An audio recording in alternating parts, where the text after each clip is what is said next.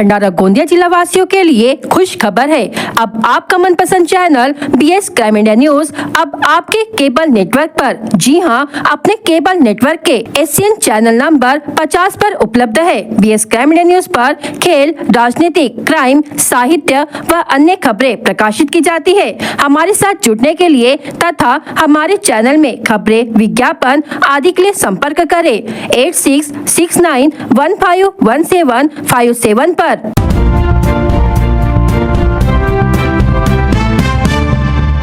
भंडारा शहर में ट्रक की टक्कर से युवक की मौत।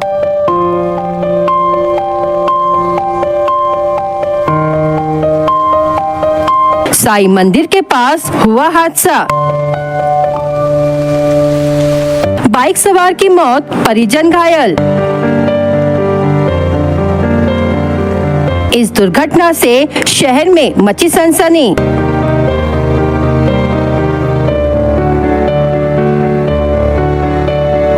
कल देर रात भंडारा जिला परिषद रोड से राजीव गांधी चौक मार्ग पर साई मंदिर के पास एक दर्दनाक सड़क दुर्घटना हुई। ट्रक क्रमांक CG 07 BP 9677 ने जा रही बाइक क्रमांक MH40 AU 6136 को टक्कर मार दी। इस हादसे में बाइक चालक जगदीश गजानन चकोले उम्र 36 वर्ष, निवासी गौरी मोहाड़ी तालुका मौदा गंभीर रूप से घायल हुए और मौके पर ही उनकी दर्दनाक मौत हो गई। घटना इतनी भीषण थी कि युवक ट्रक के नीचे दब गया। मृतक के साथ उनकी पत्नी और बच्चा भी बाइक पर सवार थे। हादसे में दोनों घायल हुए हैं और उन्हें भंडारा जिला अस्पताल में भर्ती कराया गया है। हादसे के बाद क्षेत्र में सनसनी फैल गई और बड़ी संख्या में लोग जमा हो गए। सूचना मिलते ही पुलिस मौके पर पहुंची और शव को अस्पताल भेजा। ट्रक को जब्त किया गया और पंचनामा किया। ट्रक चालक हादसे के बाद मौके से फरार हो गया है, जिसकी तलाश जारी है। इस हादसे ने फिर एक गंभीर सवाल खड़ा कर दिया है। जब भंडारा शहर में भारी वाहनों का आवागमन बंद करने के आदेश पहले से लागू है,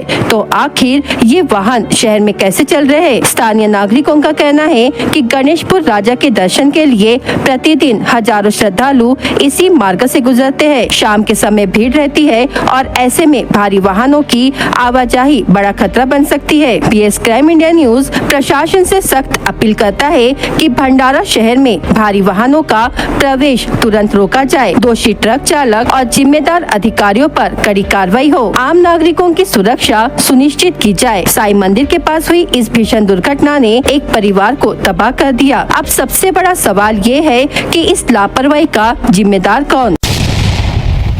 कार की टक्कर में एक्टिवा मोपेड वाहन सवार महिला और 10 वर्षीय बच्ची घायल हो गई। घटना नागपुर रायपुर मार्ग पर मंगलवार 2 सितंबर को घटित हुई। कादा पुलिस द्वारा घटना की जानकारी मिलते ही जगत गुरु नरेंद्राचार्य संस्थान की एम्बुलेंस को सूचना दी गई। चालक प्रमोद मोहतुरे ने मौके पर पहुंचकर घायलों को जिला अस्पताल पहुंचाया। घायलों में कादा के आशीर्वाद नगर निवासी वनश्री पंकज बागड़े उम्र 32 वर्ष तथा अधीरा शिलेंद्र मेश्राम उम्र 10 वर्ष बताया जा रहा है। यह दोनों अपने मोपेड वाहन क्रमांक MH36 AD 1480 से भंडारा से कादा की तरफ लौट रहे थे। इस दौरान साकोली से भंडारा की ओर जाने वाले कार ने उन्हें टक्कर मार दी। घटना की जानकारी मिलते ही कादा पुलिस ने एम्बुलेंस मौके पर भेजी। वनश्री बागड़े को मामूली चोट आई, जबकि अधीरा मेश्राम गंभीर रूप से घायल हो गई। घटना को लेकर कादा पुलिस ने अज्ञात कार चालक के खिलाफ मामला दर्ज किया है।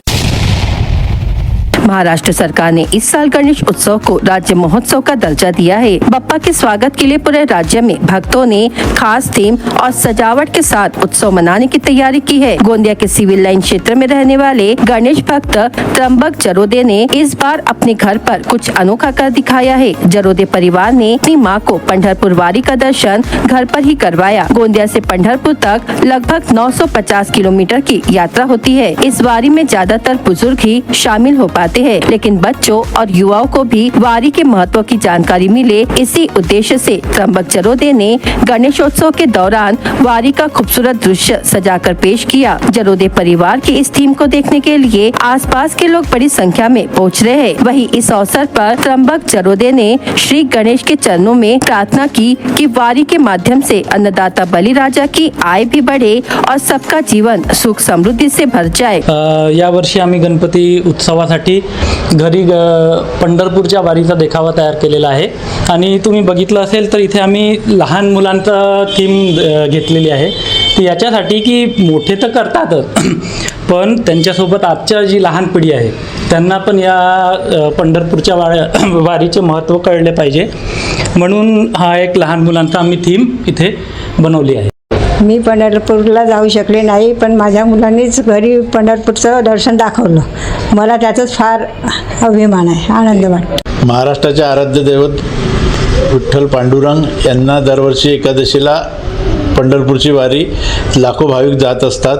त्यानिमित्त मी तेच तिथे जाताना जे लोकांना कशा प्रकारे जातात, पायदळ वारी करतात त्याच्याच देखावे ह्या माध्यमातून इथे मी दाखवण्यात आलेला आहे. सोबत गोंदिया ते पंढरपूरचे अंतर ठेवलेले आहे. मी किती 950 किलोमीटर इथून गोंदिया ते पंढरपूर अंतर आहे.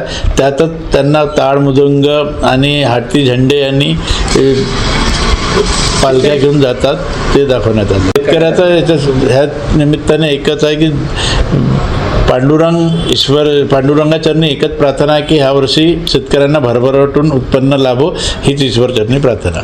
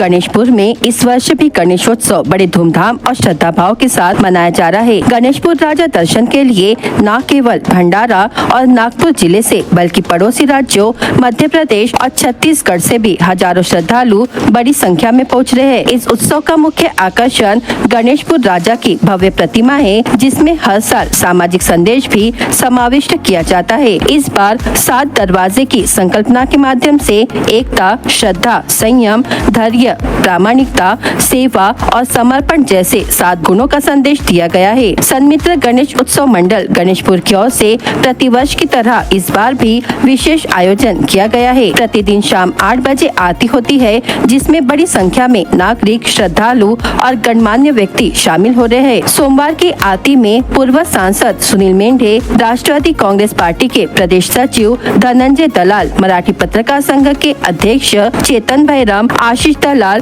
कांग्रेस महिला विभाग के जिलाध्यक्ष जयश्री बोरकर, सूर्यकांत इल्मे, कृष्णा उपरीकर और रुपेश डांगले समेत कई मान्यवर उपस्थित थे. सभी ने आरती में भाग लेकर वातावरण को और भी भक्तिमय बना दिया. कार्यक्रम के बाद मंडल की ओर से सभी अतिथियों का शॉल और श्रीफल देकर सत्कार किया गया. गणेशपुर राजा उत्सव अब केवल धार्मिक आयोजन न रहकर सामाजिक एकता और सद्भावना का प्रतीक बन चुका है. प्रतिदिन हजारों श्रद्धालुओं की भीड़ के बीच वातावरण गणपति बाप्पा मोरिया, मंगल मूर्ति मोरिया के जय घोष से गूंजता रहता है.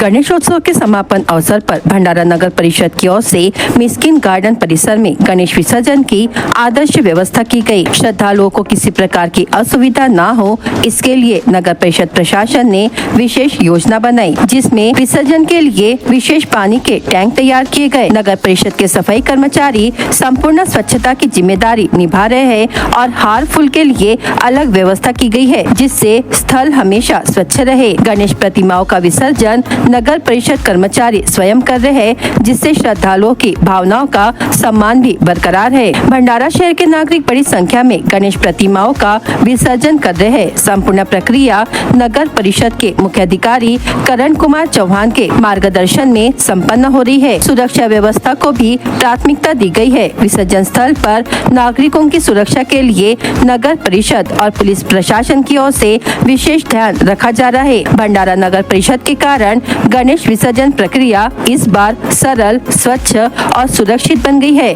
साथ ही यह उत्सव पर्यावरण संरक्षण का आदर्श भी प्रस्तुत कर रहा है।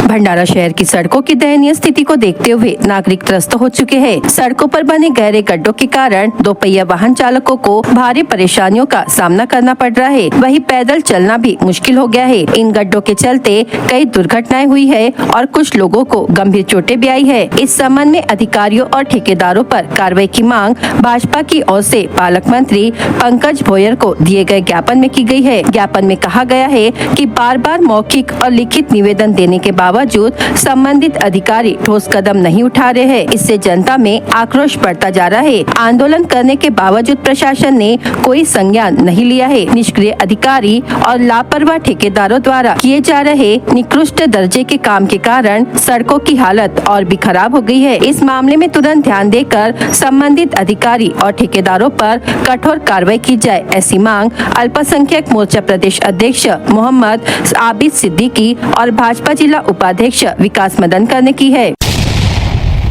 तुमसर पुलिस ने अवैध रेत परिवहन के खिलाफ बड़ी कार्रवाई करते हुए 4 ट्रैक्टर और ट्रॉली समेत कुल 20,24,000 रुपए का माल जब्त किया। यह कार्रवाई उमरवाड़ा परिसर में गश्त के दौरान की गई। पहली कार्रवाई में ट्रैक्टर चालक बोरी निवासी सुरेश ताराचंद बिठोले उम्र 32 वर्ष और मालिक दुर्योधन फुलचंद कामले उम्र 38 वर्ष के खिलाफ मामला दर्ज किया गया। उनके पास से ट्रैक्टर क्रमांक MH36 AL 6195, ट्रॉली क्रमांक MH36 AL 6190 और एक ब्रासलेट समेत कुल 5,06,000 रुपए का माल जब्त किया गया। वहीं दूसरी कार्रवाई में ट्रैक्टर चालक बोरी निवासी देवानंद घाशीलाल नगरदा ने उम्र 38 वर्ष के खिलाफ कार्रवाई की गई। उनसे ट्रैक्टर क्रमांक MA35 AR 2456, ट्रॉली और एक ब्रासलेट समेत 5,06,000 रुपए का माल जब्त किया गया। तीसरी कार्रवाई में ट्रैक्टर चालक मिटेवानी निवासी चंद्रशेखर सुरेश शेंद्रे उम्र 24 वर्ष और मालिक रविदास वार्ड तुमसा निवासी